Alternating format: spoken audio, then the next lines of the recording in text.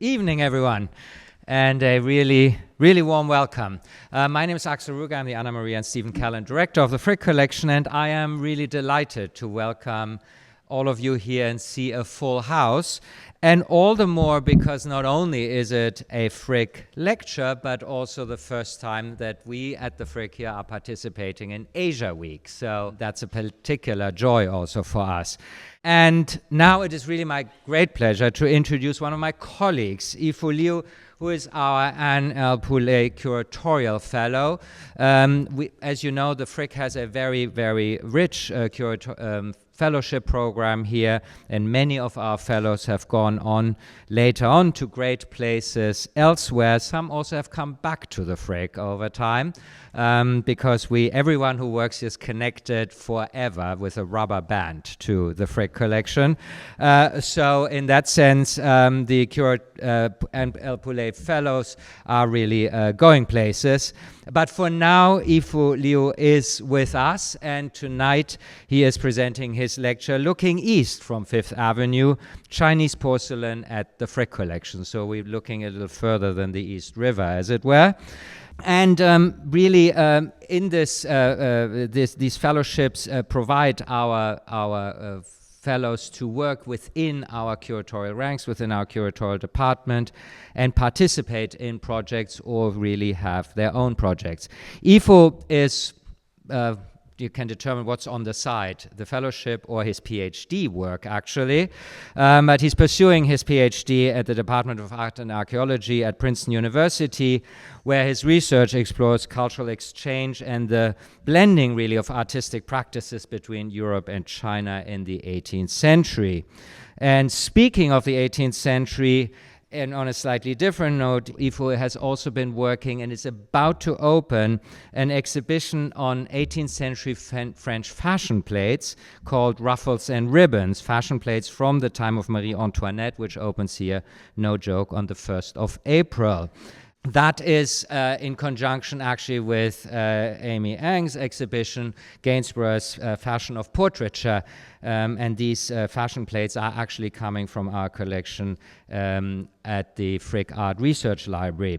And while Yifu has done that, he has also on the side, he does many things all at once, curated shows of contemporary art in galleries with a focus on Chinese art. But besides all of this, over the past year and a half, Yifu has really, with a lot of verve and energy, researched the surprisingly understudied aspects of the Frick's holdings, namely our collection of Chinese porcelain dating from the 16th to the 19th centuries. And it is really surprising, given that Mr. Frick paid considerable sums for some of the objects that are in our collection, and Yifu will shed light on why and the how these works came into the collection and their relative importance. Yifu has also then tried and worked hard to broaden really the international awareness for this collection, to even staff from the Palace Museum in Beijing, as well as also the Chinese Embassy. And now through Asia Week, I'm sure we will spread the word even further. And so now it's my real pleasure and honor to welcome Yifu Liu. Thank you very much.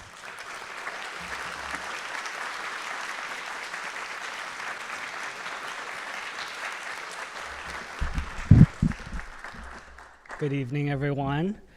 Extremely honored to welcome all of you here in the Year of China magazine. There are many curatorial fellowships in the world, but only at the Frick will a fellow receive so much support, resources, love, trust, and spotlight that sometimes I look in the mirror and I ask myself, am I Beyonce? But without further ado, let's turn to the subject of this evening. The Frick is known for many things, including the stunning Beaux-Arts architecture, the award-winning renovation which gave us this wonderful auditorium, and of course, its world-renowned collection of European paintings, sculptures, and decorative arts. Much less familiar to the audience, though, are the over 200 Chinese porcelains that have been an integral part of the museum since the beginning. By number, we have more Chinese porcelains than any other category of decorative arts in the collection. Although they're on display in almost every room, we have never shed proper light on these objects that are foundational to our understanding of Henry Clay Frick as an art collector, the history of the institution, as well as the American encounter with Chinese art at the turn of the 20th century. These porcelains represent the taste of the millionaires and their powerful art dealers who shaped American museums as we know them today, and they encapsulate the layered cultural exchange between China, Europe, and the United States. But before I dive into the subject, for our Asia Week audiences, who is Henry Clay Frick? Born in Pennsylvania in 1849, Henry Clay Frick established a successful business that grew to produce 80% of the coal in the entire state, allowing him to amass a huge amount of wealth in a short time. For my Chinese speakers, he was the original Mei Laoban. Though through his partnership with Andrew Mellon, Andrew Carnegie, J.P. Morgan, and so on, his fortune continued to grow, and he became one of the wealthiest industrialists and financiers in America. The Fricks lived in Pittsburgh until 1905, when they moved to New York, where they rented an apartment from the famous Vanderbilt House, the art collection of which proved aspirational to Frick. He then commissioned, in 1913, Carrere and Hastings firm to build the mansion now located at 1 East 70th Street, completed a year later. His art collecting activities accelerated around this time, and millions were spent to form the core of the museum's holding before his somewhat sudden death in 1919. The Frick collection finally opened its doors to the public in 1935. Throughout his life, and in every place he lived, Henry Clay Frick acquired Chinese porcelains of different kinds through various channels. Even after his death, his children continued to collect porcelains, many of which were given to the museum. My goal in this talk is to paint the full picture of this often overlooked aspect of the Frick art legacy. I will talk quite a bit about money. Not only because Frick had lots and lots and lots and lots of it, but also because the stark contrast between what these porcelains cost in his time and how they're valued today reveals just how dramatically the receptions of these objects have shifted. Although these porcelains go in and out of fashion, both in scholarship and on the market, even objects that seem unremarkable today may carry deep histories and fascinating stories. Before this building existed, there was Clayton, an Italianate house in Pittsburgh where the family lived in the 1880s. Among the 19th century paintings, British ceramics, glassware, Japanese bronzes, and porcelains, one finds two brightly colored 19th century Chinese vases made in Canton, specifically to be exported to the Western market, possibly the earliest Chinese porcelains Frick acquired. Most objects in Clayton, however, do not reflect the more focused taste for older art that he developed while amassing his New York collection. In 1904, Frick hired interior firm Cartier & Co. to decorate the Clayton house. Surprisingly, it was from Cartier that Frick acquired two of the most important Chinese porcelains of his entire collection, two early 18th century Zun-shaped imperial vases from the Yongzheng period, at the cost of $3,000 each. One features an almost psychedelic explosion of colors and patterns, while the other boasts sinuous flowers painted over underglazed blue. On each side, we see the Yongzheng ring marks on the bottom of the objects. Though at a hefty price, these were no more expensive than the Persian rugs, the chandeliers, or the French furnitures for the house. These porcelains were produced at the Imperial Kiln in Jingdezhen, the porcelain manufacturing town in southeast China. Commissioned exclusively for the Qing court, they often feature vibrant enamels and designs inspired by European artistic traditions. In this case, the foliate scroll bears striking resemblance to European ornamental designs in the 17th century. Meanwhile, the supple pink hues of the handles was achieved by mixing gold with glass or enamel, a recipe introduced to China from Europe. Amid the blossoming patterns of peaches and lotuses, one finds 9 bats, which rhymes with the Chinese word fortune, fu, arranged in a circle, the central two of which are kissing.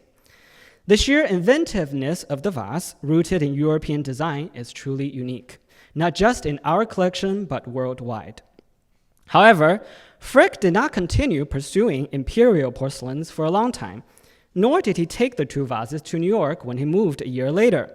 As was the case with many contemporary collectors, Frick did not seem to understand their true significance or the difference between such imperial vases and those made by commercial manufactories for export. At the very least, though, he did not turn them into lamps, which was the fate of many important Chinese porcelains in America. Frick then acquired from Cartier a good number of early 18th century Kangxi period vases or later imitations of them, including ones with celadon colors, some with French gilt bronze mounts, and some with turquoise glaze. There were also 19th century Chinese cloisonné pieces, which were made with enamels on copper, as shown on the right, which at this point, though, it is obvious that there was no clear direction for his collecting. With money comes real estate. The first big purchase of Chinese porcelains took place in 1906, when Frick finished building his 104-room summer home, Eagle Rock, in Pride's Crossing, Massachusetts. The sprawling estate, the largest of its kind at the time, desperately needed works of art, and Frick began working with the Duvins, arguably the most important art dealers of the early 20th century, from whom Frick would purchase art for the next 12 years but until his death. The company was led by brothers Henry and Joseph Joe Duvin, then joined by Joseph's son, Joseph Duvin. Working with the Duvins, Frick spent $35,000 to buy 2 cases of Chinese porcelains from the estate of businessman and collector George B. Warren. In total, Frick bought 124 porcelains and snuff bottles, divided into 2 groups of blue and white in one case and monochrome in the other. Today, only a handful of them are believed to have been made in the 17th or 18th century, as they were purported to be at the time of the sale, whereas the remaining ones are all much later imitations. Nevertheless, in this collection, we find delicate Kangxi period water pots of peach bloom glaze with soft red and green tints, a shallow dish with moonlight glaze, an ivory stand in the center, as well as other vibrantly colored objects. Though a major purchase at the time, it is unclear the extent to which Frick actually engaged with them, or if he ever opened those cases. And he never acquired miniature porcelains again. The above-mentioned objects are now in Frick, Pittsburgh, a museum founded by Henry Clay Frick's daughter, Helen Clay Frick, on the premise of their former home. And now, we have arrived on Fifth Avenue. By the time the New York mansion was completed in 1913, Frick's vision for his art collection had become more distinct. He began to focus on Dutch and Flemish old masters, as well as French and English pictures of the 18th century. He envisioned rooms with appropriate decorative arts that would complement these paintings, and the building itself was designed to emulate esteemed European houses and collections, most of which had Chinese porcelains. Thus, between 1915 and 18, Frick acquired a large number of porcelains for over $1 million. Most of the porcelains came from the estate of J.P. Morgan. A businessman and friend of Frick, J.P. Morgan was one of the wealthiest American financiers and a monumental patron of the arts. He had one of the biggest collections of Chinese porcelains of over 1,000 pieces, including the famous Morgan Ruby, a Kangxi period copper red vase that was taken from the Imperial Palace in 1907, now on view in the Morgan Library. Yet neither Frick nor Morgan ever traveled to China, nor did they speak Chinese or know anything about Chinese culture. As these newly minted millionaires bought up art in Europe, they also inherited the European penchant for Chinese porcelains. In 1902, Morgan purchased the entire Chinese porcelain collection of wealthy New Yorker James A. Garland for $600,000. It was offered to him by Henry Duvin, who had just bought the collection from Garland's heir for $500,000 days prior. Quite a turnaround rate. The Garland collection had been exhibited in the Metropolitan Museum of Art for many years, and it stayed there after the Morgan acquisition. Here, we have pictures of them on display in 1907, with many pieces now at the Frick visible in the pictures. See how many you can spot? After Morgan's death in 1913, his son Jack Morgan sold them 2 years later to Henry Duveen's nephew, Joseph Duveen, for $3 million. And Duveen immediately sold them again to buyers like Frick, John D. Rockefeller Jr., and the Whitener family with elevated prices. Thus, completes the arc of American collecting of Chinese porcelains at the turn of the century, from Garland to Morgan to Frick, all mediated by the Duveens. Joseph Duveen also brokered the sale of Morgan's paintings to Frick, such as the Progress of Love panels by Jean-Honoré Fragonard in one of our most recognizable rooms, for which Frick paid $1.25 million. Duveen claimed that he sold the Fragonard paintings to Frick at cost without charging a commission. And he made such a generous offer so that Frick would buy from him the decorative arts and the furniture for the house. Thus, the cunning dealer made a sizable profit by upcharging everything else, and sometimes slipping in a few modern imitations. The 4 Chinese jars in the Fragonard room on view today cost $123,000, more than the $100,000 he paid for the boat-shaped potpourri garniture by the Sèvres Royal Porcelain Manufactory, of which only 10 exist today. Each Chinese jar was more expensive than the first Vermeer painting, Girl Interrupted at Her Music, that Frick acquired a decade earlier. Frick's holding of the Morgan porcelains can be roughly divided into 4 groups: the blues, the pinks, the greens, and the blacks, influenced by 19th century French categorization of Chinese porcelains based on color, such as famille vert and famille rose. The first group consists of powder blue vases and jars with gilt decorations and wide reserves of flowers, landscapes, and birds. These were created during the early 18th century in the Kangxi period, which have attracted European collectors since. Even Rococo painter François Boucher, whose works are present in our museum, is believed to have collected such pieces.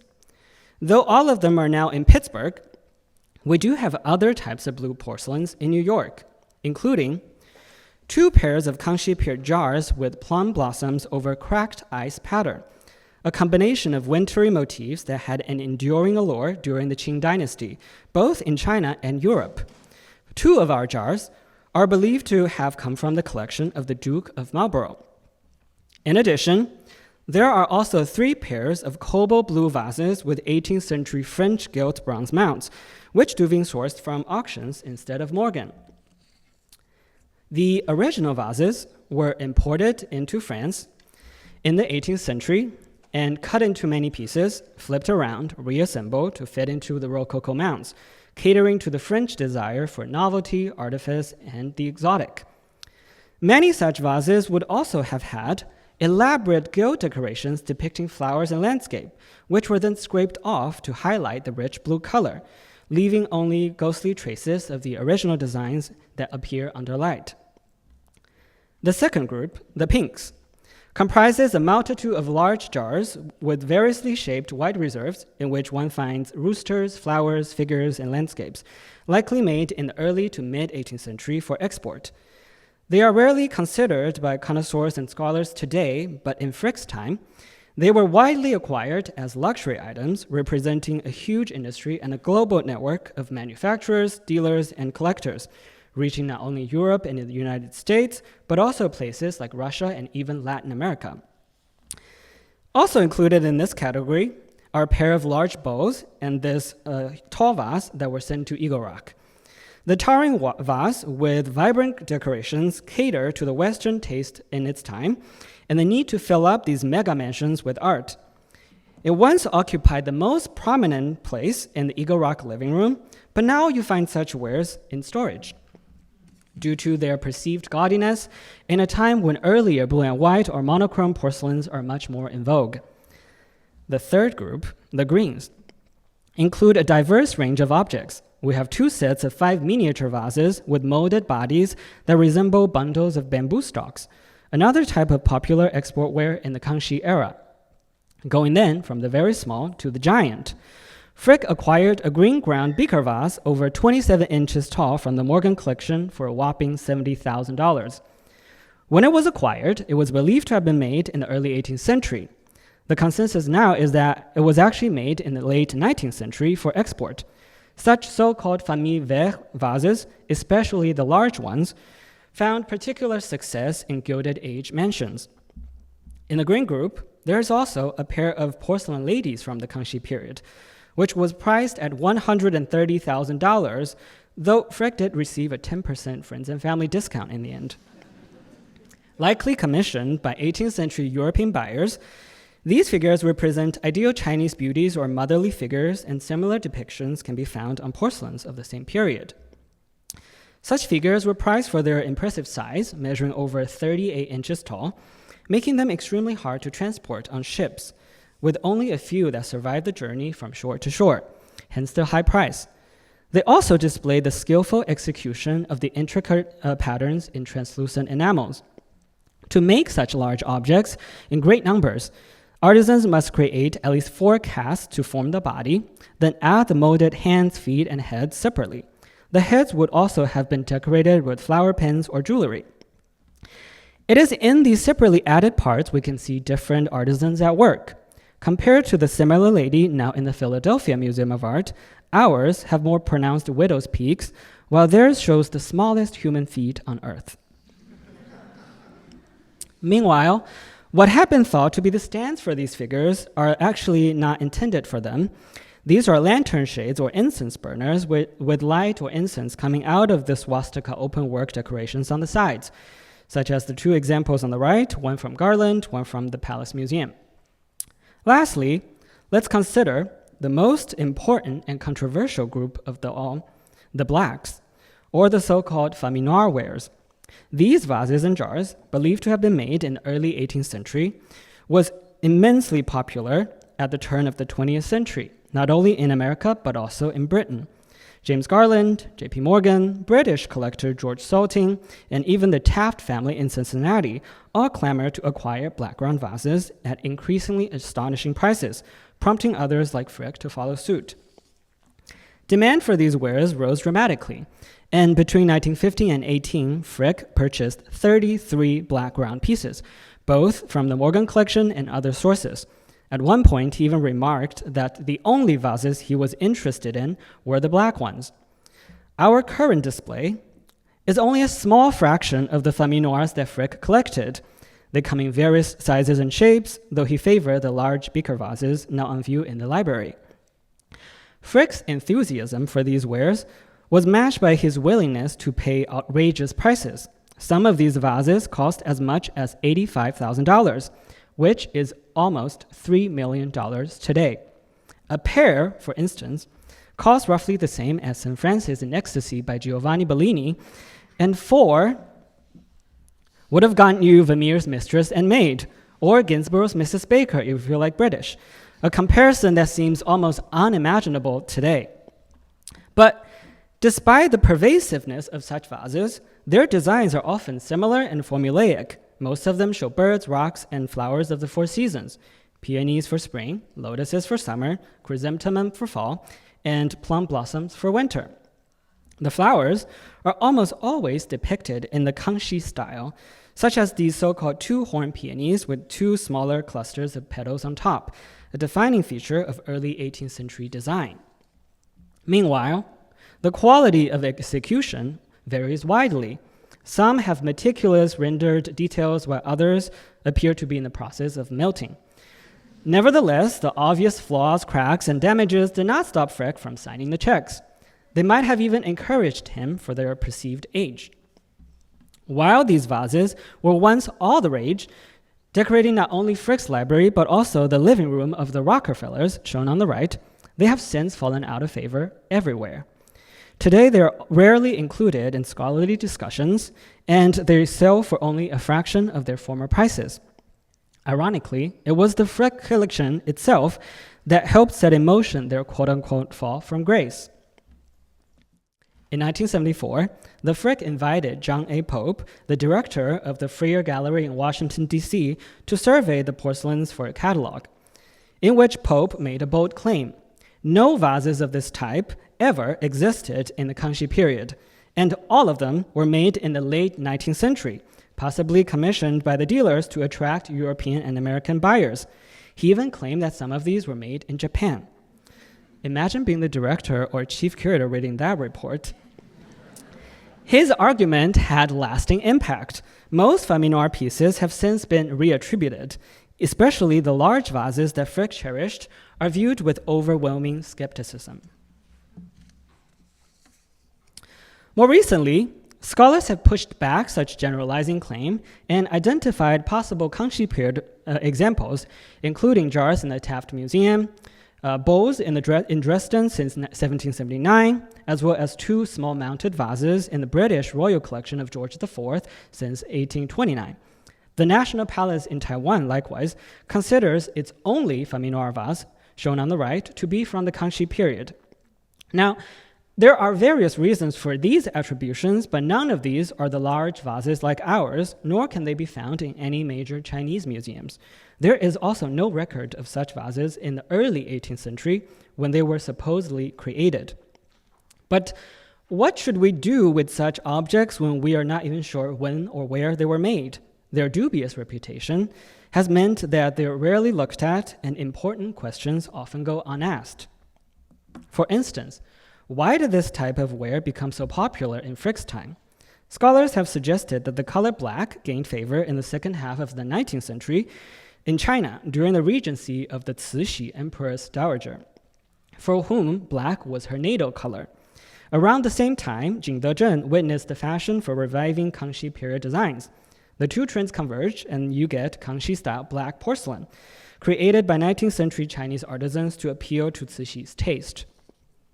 European dealers might have initially bought some in China, recognized their appeal in the West at the height of the aesthetic movement and Japanisme and such similar movements, and commissioned additional examples, especially the desirable large vases. Its Chinese origin aside, though, the popularity of famille noire in America was definitely the case of social emulation. When one wealthy collector acquired an example, everyone else must have one too. The most famous example is the vase with red plum blossoms that actually just got put on view at Sotheby's yesterday. Initially, James Garland purchased it from George Salting for $4,400 and put it on display at the Met. When it was acquired by Morgan in 1902, it was illustrated on the front page of New York Tribune with an updated $23,000 evaluation. 13 years later, in 1915, when the Morgan collection was up for grabs, John D. Rockefeller Jr. got ahead of Frick and purchased it for $165,000, the equivalent of $6 million today. Just a few years ago, though, it was sold for $20,000. The history of this single vase illustrates the highly speculative market in which Frick acquired his porcelains. Before there were Beanie Babies or Bitcoins, there were famille noires. With such fanfare, it was recorded that clients competed ferociously for famille noire. Some friendships were ruptured, bridges were burned, and lawsuits were filed against each other. As is the case today, the perceived significance of certain things stem from simply how expensive they are. Dealers like Duveen likely used such mass hysteria to their full advantage. As the legacy of such short-lived craze, nowadays you see famille noires everywhere, not just here, but at the Met, in the National Gallery, in V&A, in the UK, and many other institutions. But the more interesting question for me, though, is how exactly is a famille noire vase produced?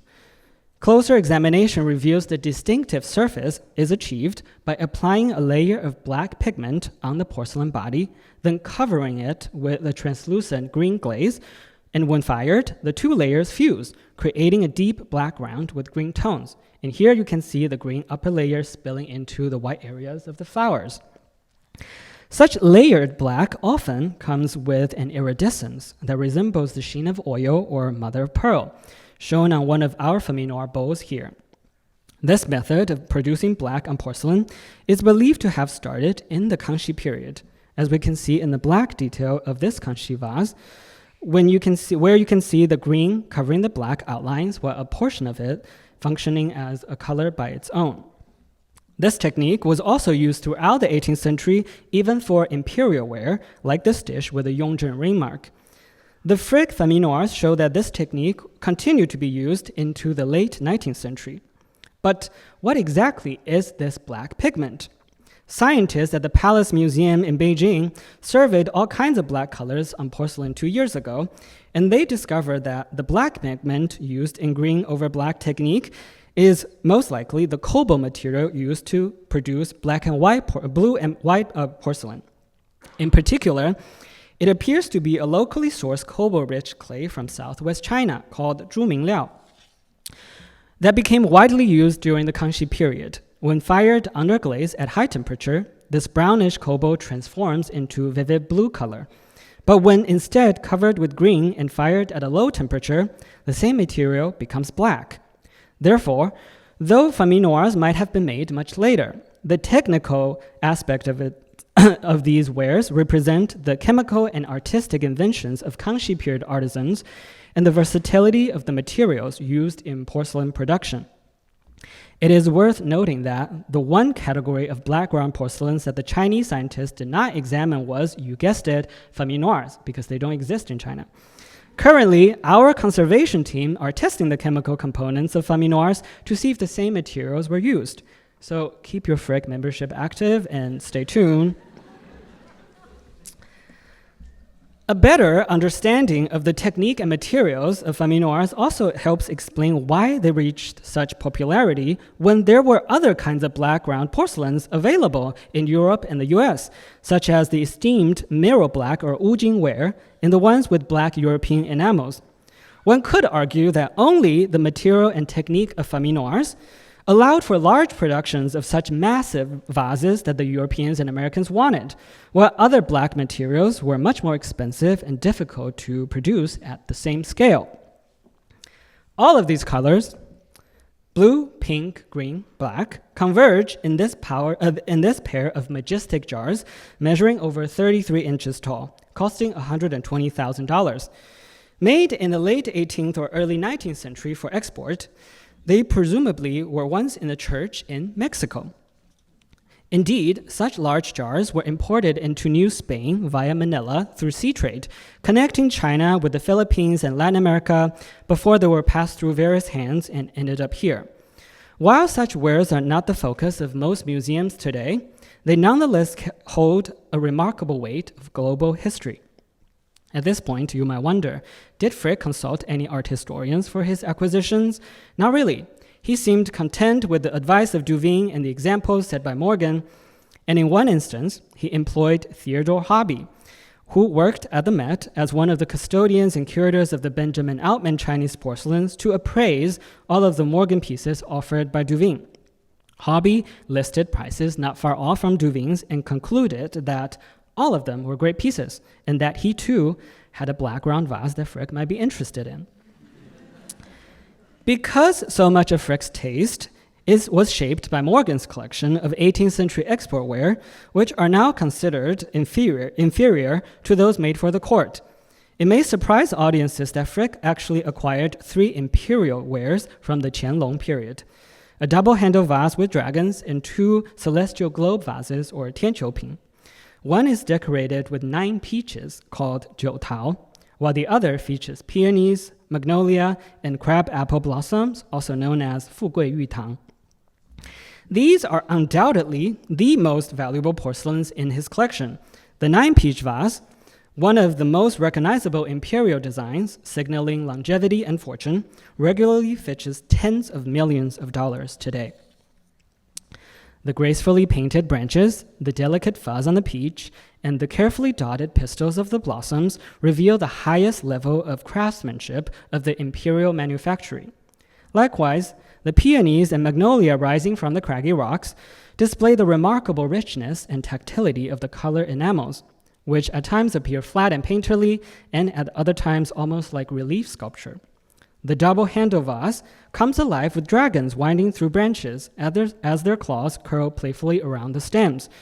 The vase features an unusually large group of gilded dragons, yet the composition is never clustered and remains fluid, representing the skills of a court artist.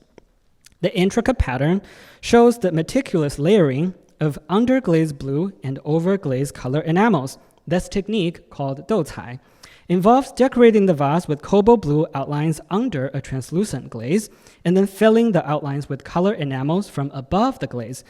The two layers are fired separately in the kiln, and they must match perfectly, which leaves no room for mistake, making this a truly exceptional work. There is just one tiny problem, though. We don't know exactly when or where Frick bought them. Archival research reveals that he ordered rotating stands for these vases in 1918 for $2,000, but nothing else.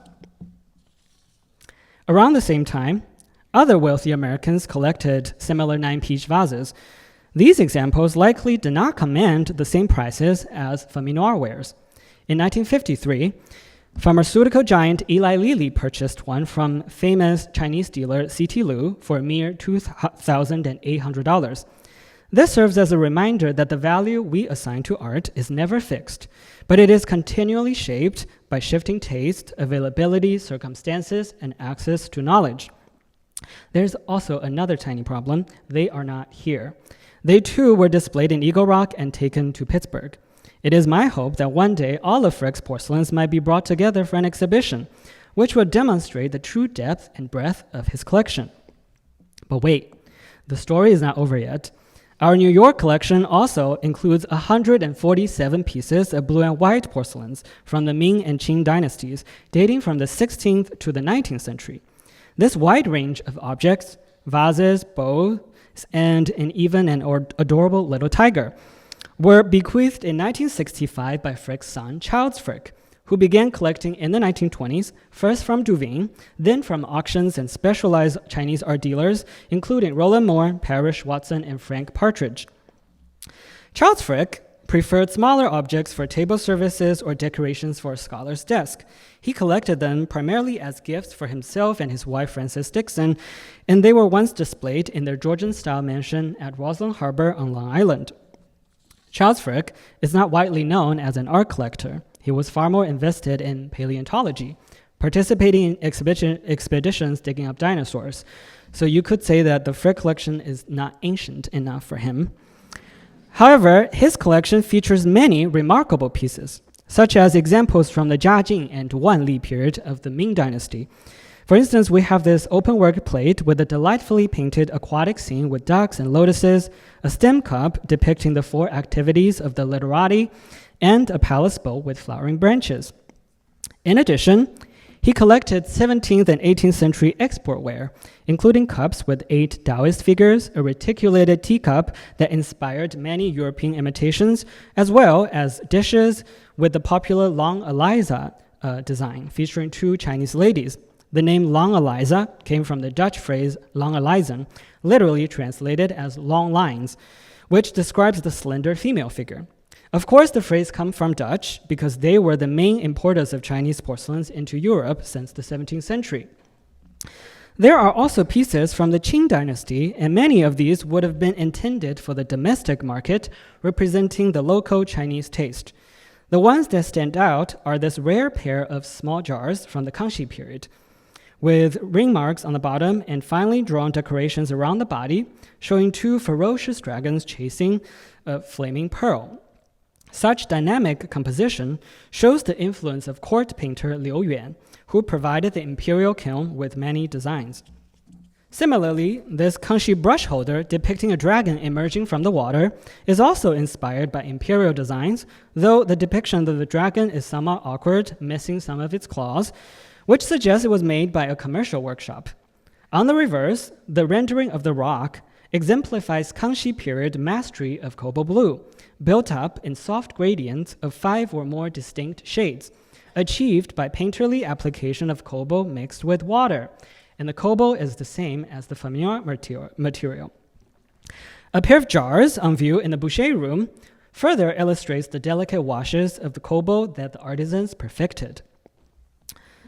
Also, based on imperial prototype, this miniature bale or mallet-shaped Kangxi period vase on the left depicts a phoenix rising from swirling clouds. Interestingly, like father, like son, Henry Clay Frick acquired a similar piece back in 1906, shown on the right, although the father's example is probably a much later imitation. We also have this pair of candlesticks from the Qianlong period, identical to the examples in the Palace Museum in Taiwan. The three-tiered vessels are decorated with lotus flowers, plum blossoms, and wave patterns. The middle tier bears a poem composed by the Qianlong Emperor himself in 1744. The poem is about porcelain candlesticks, not a very imaginative subject. Qianlong Emperor was many things, a great poet he was not. Whatever their literary merit, few things pleased Qianlong more than inscribing his own verses on his art collection, including his porcelains. Furthermore, we have unusual-looking objects like this Qianlong period four-legged sprouted vessel based on a type of ancient Chinese bronze, as well as this pomegranate-shaped vase on which peaches and Buddha's hand citrons are finely drawn. In addition, we have these 19th century bottles with garlic heads imitating Qianlong imperial wares. And lastly, we have a Jiaqing period cup with delicately drawn dragon and phoenix, the only example of imperial cups in our collection. Though Frick spent only a fraction of what his father paid for the Morgan pieces, $85 for the brush holder, for instance, these blue and white wares are now considered far more significant for their connection to the Chinese imperial style. Nevertheless, they remained one of the least known parts of the collection. Much more work must be done to reintroduce them to the public, this lecture being only the beginning. Here are a few fun pictures to demonstrate just how small and delicate some of these objects are. Charles Frick's sister, Helen, also gifted the museum a pair of late 18th century jars, and she went the completely opposite route, and these measure over 51 inches tall, the largest porcelains in the entire collection. Although some of the imperial wares that she took to Pittsburgh would have been very nice too. In more recent years, our Chinese porcelain collection continued to expand, thanks to generous gifts such as those by Henry Arnhold. Among German porcelains made by the Meissen manufactory, we see blue and white Kangxi period dishes completely transformed with gilding added in Germany when it was imported. The latest additions, especially a number of large export dishes that have yet to be on display, illustrate the synthesis of different cultures through porcelain. For example, this Kangxi dish originally only included the underglazed blue motifs in the center and the outermost ring of color decorations by Chinese artists.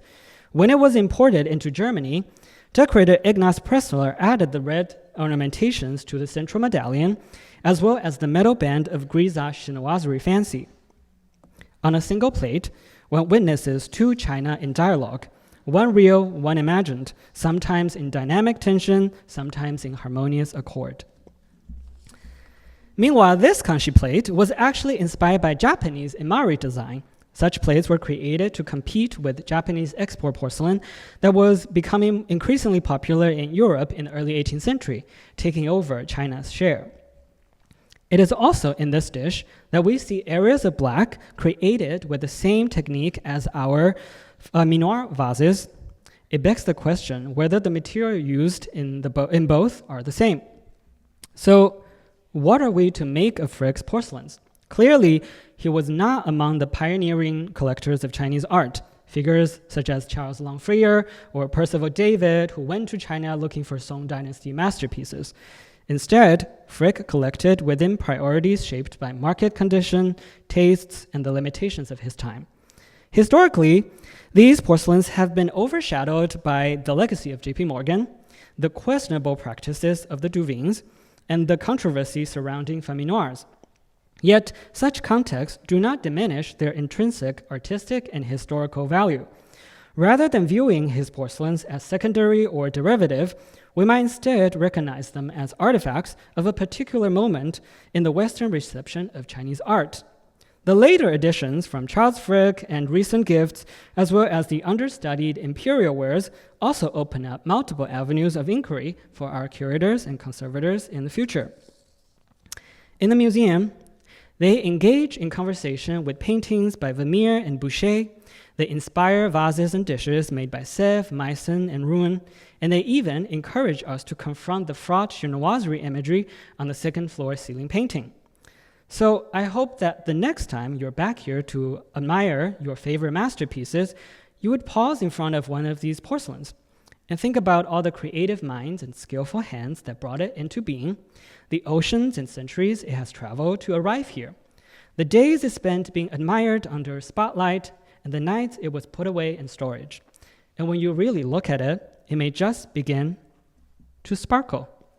Thank you.